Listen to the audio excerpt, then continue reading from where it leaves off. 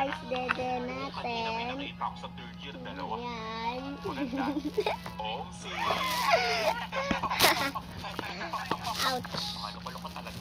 Yan, ganito na. Kain niya.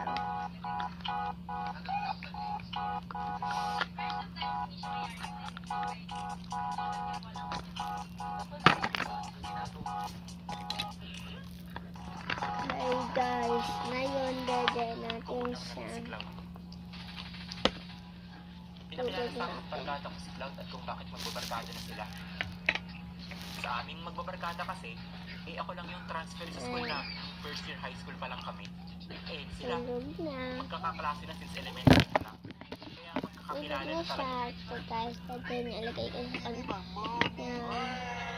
Okay guys, part 2. Go. Next Siya.